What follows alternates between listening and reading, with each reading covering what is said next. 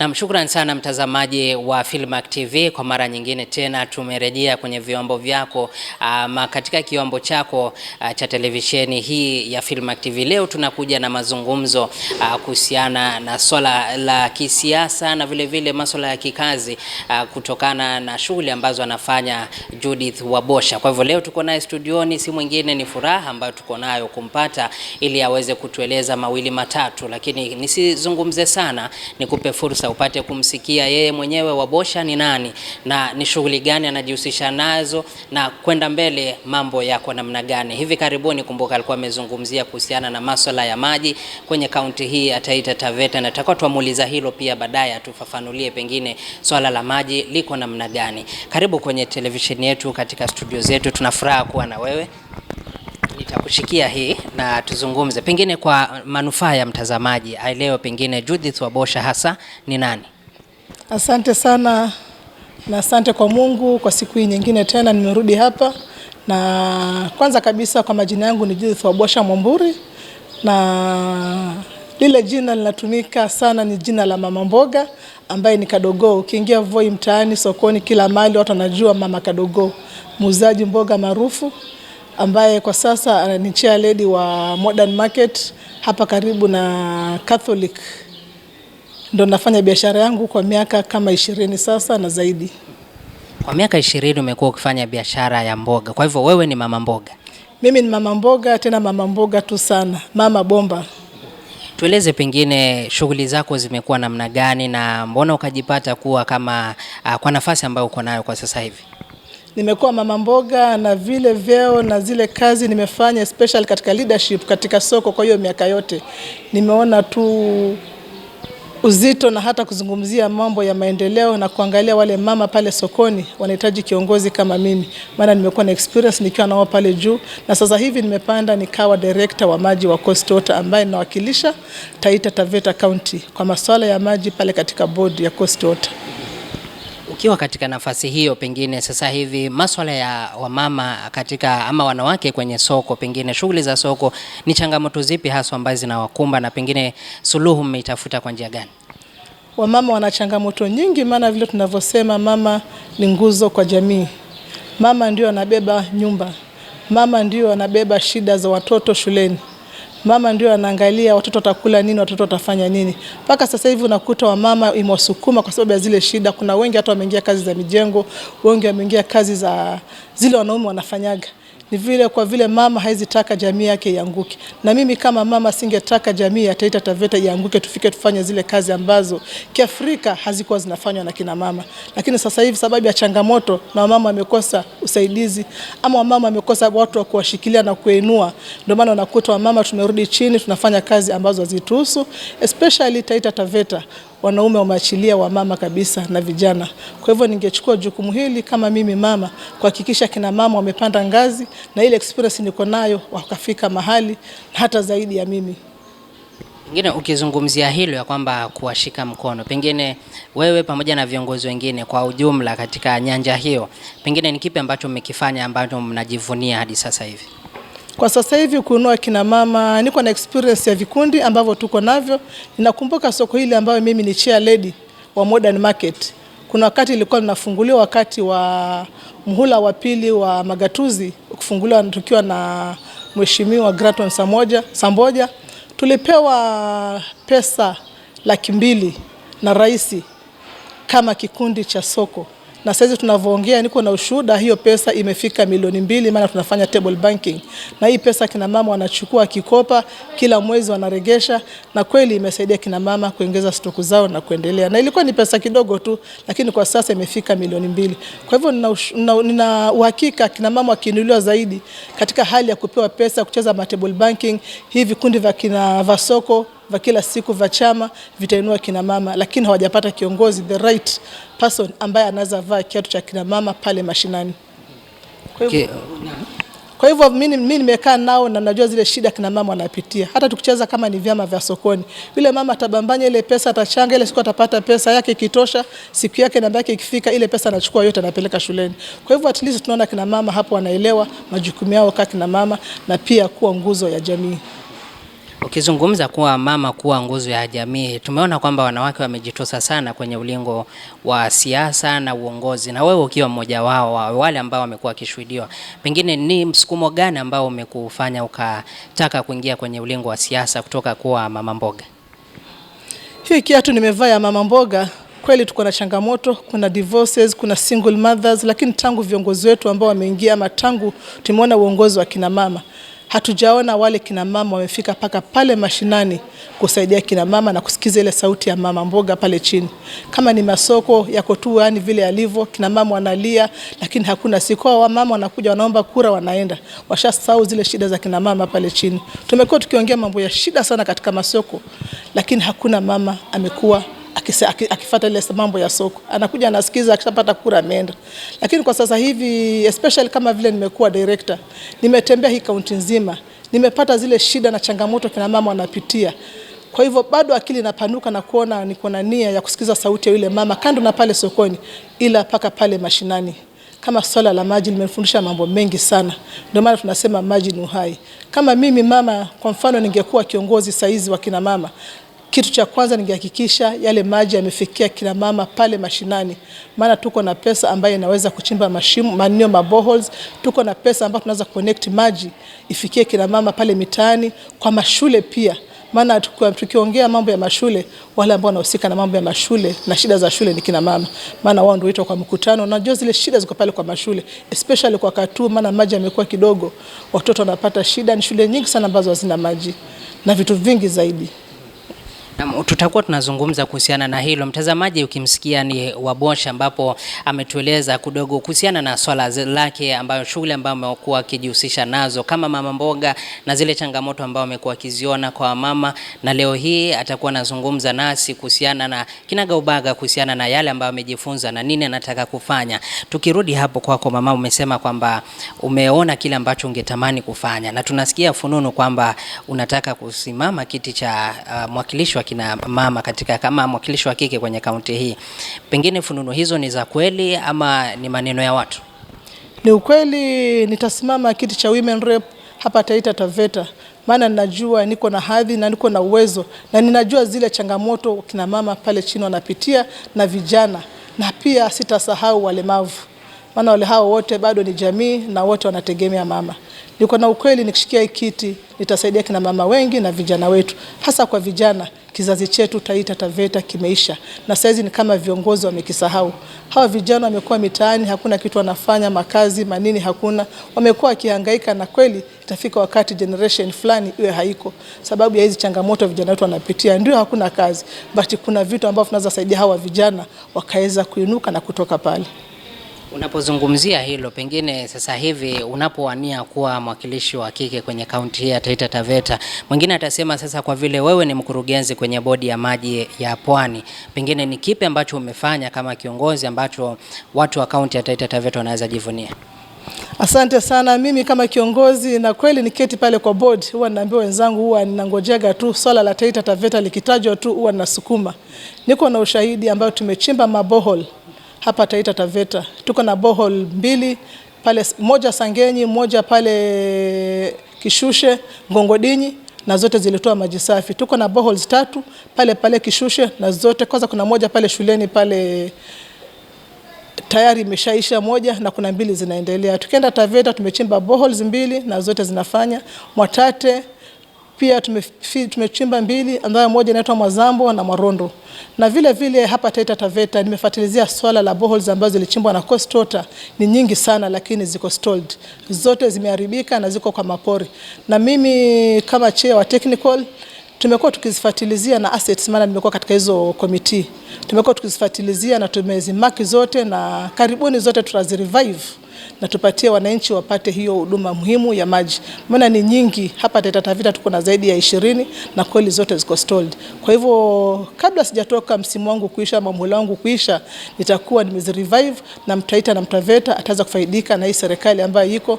Maana kila tukipeleka kitu ambapo Coast Water iko chini ya serikali kuu, hiyo mambo inakuwa implemented. I'm happy that saizi tunavyoongea tuko na mradi ambao unakuja Taveta unaitwa Lumi Water Project. Hii Lumi Water Project tulipata grant kama Coast Water, tuliandika proposal na hii pesa 750 million ilifika na serikali kuu ikaongezea 150 million. Kwa hivyo mradi wakati wote kuanzia sasa hata hasa hii wiki, in fact leo ilikuwa tuende tukauzindue na waziri, lakini kwa sababu ya hapa na pale nafikiri possibly next week tutaenda kuzindua mradi wa maji pale Taveta ambaye ni Lumi Water Project, na this is a grant, si loan wala si nini. Kwa hivyo Taveta watakuwa wamefaidika na huo mradi. Pili, tuko na mradi mkubwa ambao ilikuwa ni agenda kuu ya rais hapa Taita Taveta ambayo ilikuwa ni Mzima 2. Na Mzima 2 kweli imechukua muda lakini hatujachelewa. Mzima 2 inaenda kuanza anytime before the end of this year. Maana contractor alikuwa na changamoto, maana siasa ilikuwa mingi kama vile tunavyosema. Tusiweke siasa kwa masuala ya maendeleo. Wakati tuliweka siasa katika masuala ya Mzima 2, contractor alisimama kidogo, lakini saizi tunashukuru contractor amekuwa recalled back, so contractor ataingia hapa. Hata I think before the end of this year atakuwa amerudi na project hiyo kubwa ambayo itasaidia watu wa Voi mambo ya hii line ya Mzima 2. Maana ni lazima Mzima 2 iingie sababu Mzima 1 imezeeka na imekuwa na changamoto, maji yamekuwa kidogo, wananchi wameongezeka, population growth imekozi maji kuwa kidogo, ndio maana unasikia tunaongea mambo ya rationing. Na kabla sijafika hapo ni kuwa hii Mzima line ina serve Voi ambayo iko Taita Taveta, inashuka inaenda Kilifi, kuanzia Mariakani, inaenda Mombasa na pia inaenda Kwale. Nikiongea mambo ya Mzima nafikiri sitakuwa nimekosea. Mzima Spring ama Mzima yenyewe, it's a natural resource under the national government. Either iko Makueni ama iko Taita, it's supposed to serve everybody. But kwa masuala yale yalikuwa yameendelea juzi na jana kuhusu Mzima iko wapi ama iko wapi, ningependa kuomba viongozi wenzangu kama mimi tuweke vichwa mahali pamoja, tuongee mambo ya Mzima. Kwa sisi kama Wataita na Wataveta tunategemea hiyo the only source ambayo ni Mzima. Kwa hivyo tunaomba kama viongozi tukiwa tunaongea mambo ya Mzima iko wapi ama iko wapi, tuseme hii Mzima sababu iko hapa.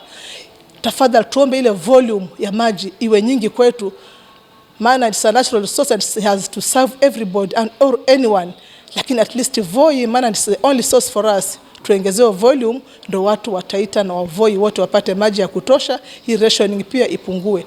Though Mzima 2 ime multiply, tunachukua 70% of the water rather than size tulikuwa hii zamani ilikuwa imechukua 40%. Ukiwa unazungumzia swala hilo la Mzima, tukinukuu kidogo yale ambayo ulikuwa umezungumza hapo awali, ulikuwa umesema kwamba ile Mzima mapu zinaonyesha na mambo ya sasa kwamba mipaka ambapo ilibadilishwa, pengine unaweza tufafanulia tujue, pengine huenda ikawa kuna kile ambacho mwananchi wa kaunti hii afahamu. Nafikiri ilikuwa ni kutofahamu, lakini ukweli nimesema kwanza Mzima Spring ni a natural resource, either iko Makueni ama iko Taita Taveta. Na kuna ile tunaweza kuwa tunajivunia kuwa Mzima iko Taita. Je, kama Mzima iko Taita, kwa nini zile hoteli ziko pale zinakata ushuru Makueni? Lakini singetaka iingie siasa ama iingie iwe issue. Issue ilikuwa ni kwa nini watu hawalipi maji ambao Tavevo wako supposed kulipa maji Coastwater. Lakini unakuta kiongozi anasimama anasema kwa nini tulipe maji na maji ni yetu? Ndio maana nilitaja kuwa nikasema Mzima haiko kwetu, na sasa ninarejelea Mzima is a natural resource. Kwa hivyo tuseme kuwa hatutalipa maji Coastwater kwa vile Mzima iko kwetu. Hata ikiwa mahali pengine, hata ikiwa mbinguni lazima maji yalipwe, maana ile ni mali ya umma na ni mali ya serikali. Unaambiwa kama ni kwenu, the source belongs to you, pale umechukulia maji pale. Lakini kama ni sisi kama Taita Taveta tukikuwa tumechukulia maji pale Mzima na tuseme kuwa ile maji sende Mombasa, tuna jukumu la kusema hivyo. But because it's a natural resource, it's a national resource, natural resource and under the national government, kila mtu ana haki ya kunywa ile maji. Na kama vile tunavyoongea mambo ya park 50-50, hata hii Mzima tunaweza sema maana inatoka upande wa kwetu, tuongezee ile volume, lakini tusichukulie vibaya. Hiyo tu. Naam, tusichukulie vibaya, hatutachukulia vibaya. Na vile vile nikuulize, hivi karibuni tumeshuhudia kwamba magavana wamelalamika na Coastwater nayo imejibu ikieleza kwamba kuna hili ni mzozo, ule mzozo kati ya magavana na bodi yenu ya Coastwater. Ni kipi hasa ambacho mwananchi aelewe? Mwananchi ile kitu haelewi ni kuwa kuna wananchi at least wengi, especially in Taita Taveta, wengi wameelewa huo ni uzembe wa county government. Cause sisi kama mimi, wacha niondoke kuongea ile mambo ya kuwa mimi ni director. Mimi kama mkaji wa Voi, mimi nikiwa hapa Voi, mimi ni mteja wa Tavevo na mimi bili zangu nalipa Tavevo. Kwa hivyo sitasikia sawa kwa nini mimi nalipa pesa Tavevo alafu hawalipi pesa pale Coastwater. Coastwater ni bridge between the national government and the county. So mimi niketi pale, mimi ndo daraja, na mimi nikiwa kama director pale, nikiwa nimekaa kwa ile board, ninaulizwa kila county inaulizwa, ama kila WSP water service provider anaulizwa deni lake ni hili, deni lake ni hili. Lakini sasa mimi nikiulizwa kama Tavevo nyinyi deni lenu ni hili, mtalipa vipi? Na nikiangalia kweli hatuwezi sema kwa tulipi pesa Tavevo. Tunalipa pesa Tavevo, lakini kwa shida ikifika wakati wa kulipa Tavevo alipe Coastwater inakuwa shida. Kwa hivyo hatujajua hiyo shida inatokea wapi. There was a time tulikuwa tunaongea, tunasema Tavevo anaweza kuwa mbeba majukumu makubwa, especially katika electricity power, because all our pumping house in Taita Taveta wanategemea power. Na maybe kulingana mimi, hata kuna wakati tulikuwa tunaambia wanaweza badilisha hizo pump house waike solar rather than kutumia stima, maana stima imekuwa expensive. Cause Mombasa wao maji wanashuka na gravity, lakini maji ya Taita Taveta wanatumia power. They must pump ndio mwananchi apate ile maji. Kwa hivyo pesa nyingi inapotea kwa power ama katika mishahara ya wafanyikazi. Lakini hilo tungeketi tukaongea, tuone hawa investors wanakuja tuweke hizi solars ama tuendelee kuumia. Maana hapo mimi kama mkaji wa Voi ama director, hapo ndo naona Tavevo wanaumia.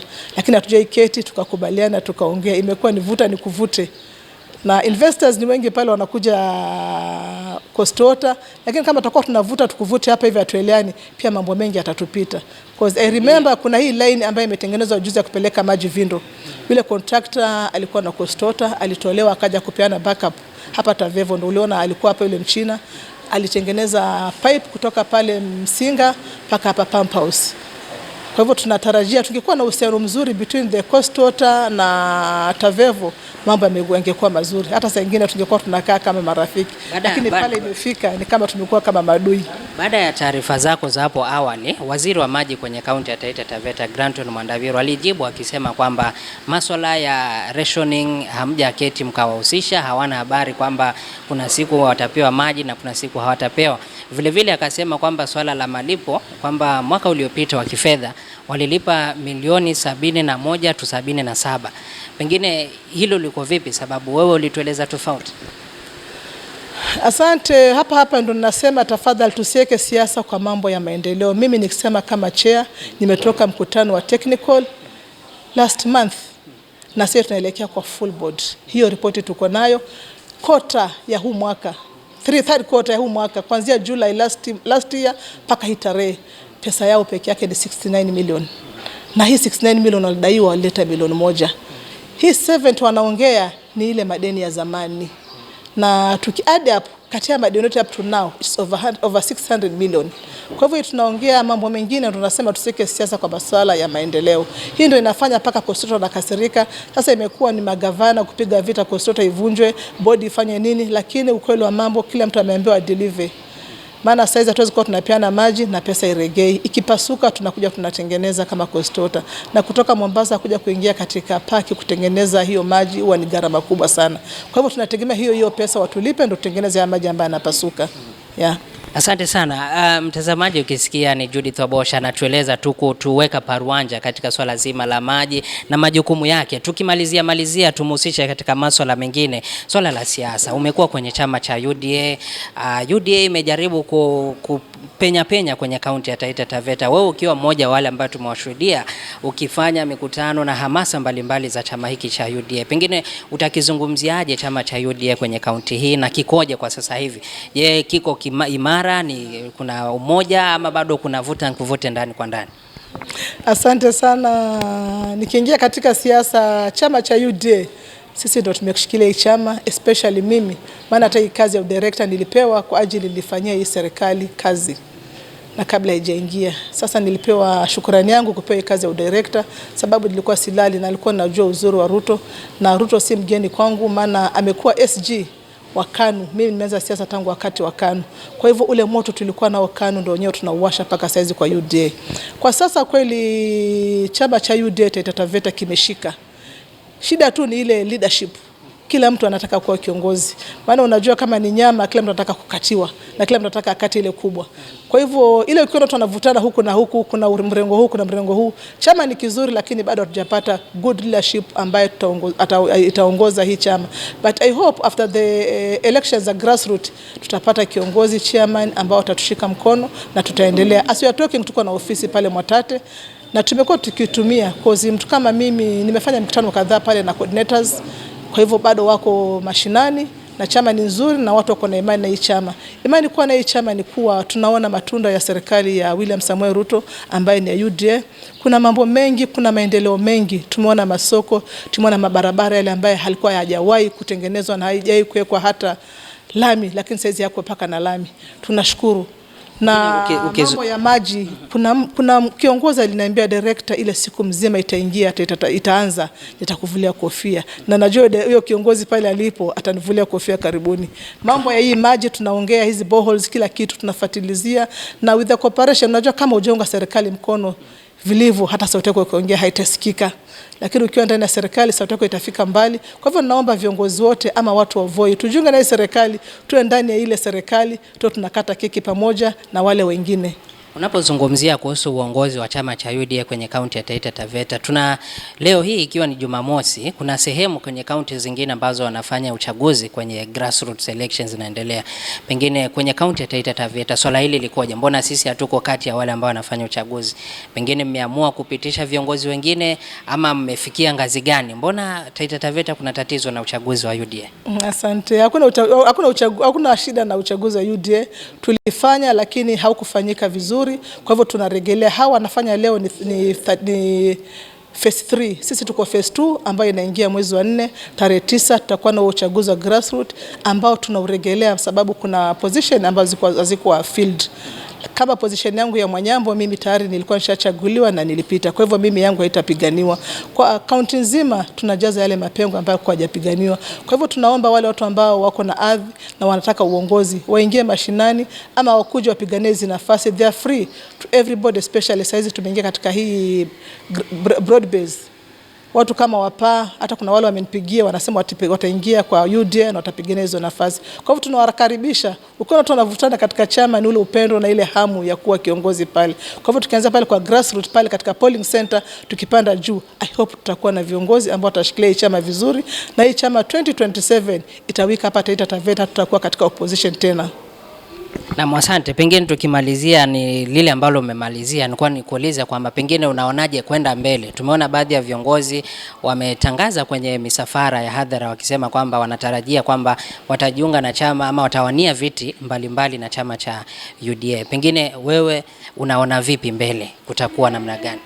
Mimi kawaida wanasema mbele iko sawa, na ninaomba viongozi wawe aggressive wakati wanapigania hivi chama. We should not joke about the national party.